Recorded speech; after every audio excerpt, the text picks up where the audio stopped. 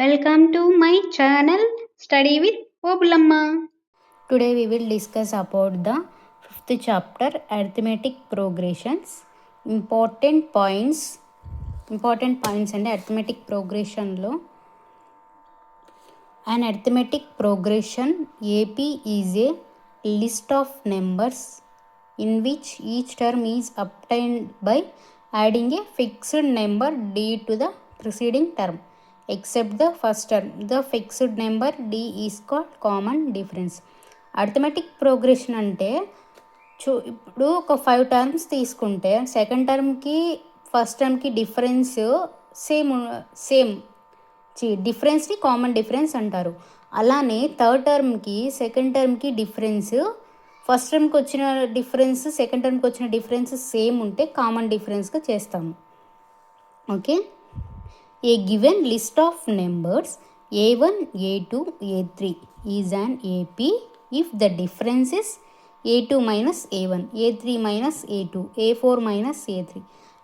ఇక్కడ చెప్పుకున్నా చూడండి, అంటే ఫస్ట్ ఒక 5 టర్మ్స్ ఇచ్చాడు అనుకోండి, a2 minus a1, a3 minus a2, a4 minus a3 ఇలా ఇలా వీటికి డిఫరెన్స్ చేసి వచ్చిన వాల్యూని కామన్ డిఫరెన్స్ అంటారు. Give the same value, that is if ak plus 1 minus ak is the same for different values of k, అంటే different values ఉన్నప్పుడు అది యూస్ చేస్తాం. In and AP means arithmetic progression with first term a and common difference d, the nth term or general term is given by an equals to a plus n minus 1 into d. The some of the first n terms of an arithmetic progression is given by s equals to n by 2 into 2a plus n minus 1 into d. అంటే some of first n terms అని అడిగినప్పుడు ఈ formula use చేయాలండి. I mean nth term లేదంటే ఎన్ని terms కనుక్కోవాలనుకున్నప్పుడు, అంటే ఈ value కనుక్కోవాలన్నప్పుడు ఇది ఇస్తాడు, ఇది కనుక్కోవాలనుకున్నప్పుడు ఇది ఇస్తాడు, బట్ దాన్ని ఈ ఫార్ములా యూస్ చేయాలి. సమ్ ఆఫ్ అన్నప్పుడు ఇది యూస్ చేయాలి. నెక్స్ట్ పాయింట్ అండి, if L is the last term of the finite arithmetic progression, say the nth term, then the sum of all terms of AP is given by. అంటే ఇప్పుడు ఒక 4 టర్మ్స్ ఇచ్చాడు, example and so on 1, 2 and so on 100, which is the 100 is the which term అంటే మనం ఇది use చేయాలండి. అంటే I mean last term first term use చేసి ఈ ఫార్ములా అనేది యూస్ చేస్తాం. అంటే A means first term, L means last term. అంటే ఇప్పుడు 1 అన్సాన్ 10 ఇచ్చాడు అనుకోండి, వీటికి మనం ఏం చేస్తాము అంటే ఈ వాల్యూ ఇవ్వాలి. అప్పుడు ఈ వాల్యూ ఇచ్చి ఉంటే S equals to N something, క్వశ్చన్ని బట్టి ఎన్ అనేది ఎన్ కానీ ఎస్ కానీ ఏది ఇచ్చాడో డిసైడ్ అవుతుంది. అప్పుడు ఈ వాల్యూస్ వేసి సబ్మిట్ చేస్తే ఇది వస్తుందండి. If a, b are in arithmetic, if a, b, c are in arithmetic progression, then b equals to a plus c by 2 and b is called the arithmetic mean of a and c. a, b, c terms అనేటి అన్నీ arithmetic progression ఫామ్లో ఉంటే, అంటే I mean arithmetic progression form అంటే terms ఎన్ని ఇచ్చినా కూడా వాటి మధ్య కామన్ డిఫరెన్స్ అనేది సేమ్ ఉంటే వాటిని అర్థమెటిక్ ప్రోగ్రెషన్ అంటారు.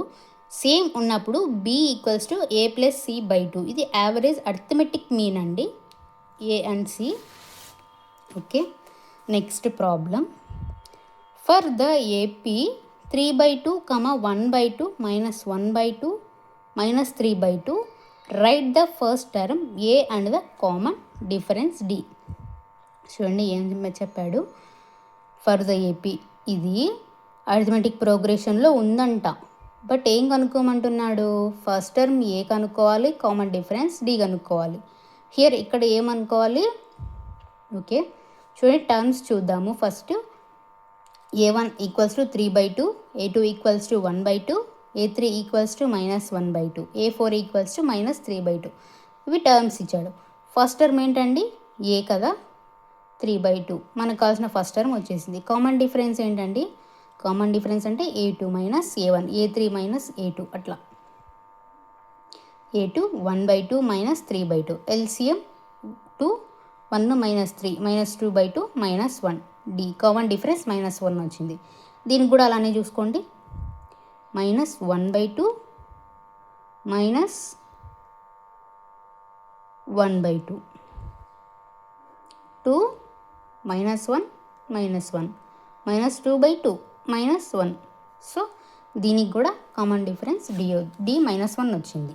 ఓకే, మనకు కావాల్సిన ఫైండ్ అవుట్ ఆన్సర్ వచ్చేసింది. Next problem, which of the following list of numbers form of an AP, if they form an AP right the next term. అంటే కింద ఇచ్చిన 2 ప్రాబ్లమ్స్లో లిస్ట్ ఆఫ్ నెంబర్స్లో ఏది అర్థమెటిక్ ప్రోగ్రెస్ని form చేస్తుంది, ఒకవేళ ఫామ్ చేస్తే నెక్స్ట్ 2 టర్మ్స్ రాయండి అని అడుగుతున్నాడు కదా. చూడండి, ఫస్ట్ ప్రాబ్లం ఏమి ఇచ్చాడు, 4, 10, 16, 22 ఇచ్చాడు కదా. అంటే first term A4, second term A2 10, A3 16, A4 22.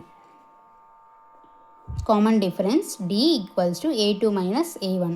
A2 ఎంత ఉందంటే 10 minus 4A1, D equals to 6. Next చూడండి, A3 మైనస్ A2, 16 మైనస్ 10 6 కదా,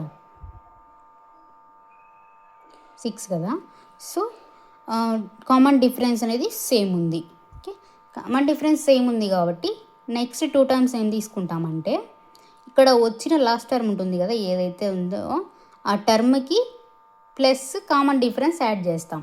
అంటే నెక్స్ట్ 2 టర్మ్స్ చూడండి, ఇక్కడ లాస్ట్ ఏం వచ్చిందని టర్మ్ 22 కదా, 22 ప్లస్ 6 28. నెక్స్ట్ ఏం వచ్చిందంటే 28 కదా, ఈ టర్మ్కి కామన్ డిఫరెన్స్ యాడ్ చేయాలి. అంటే 28 ప్లస్ 6 34.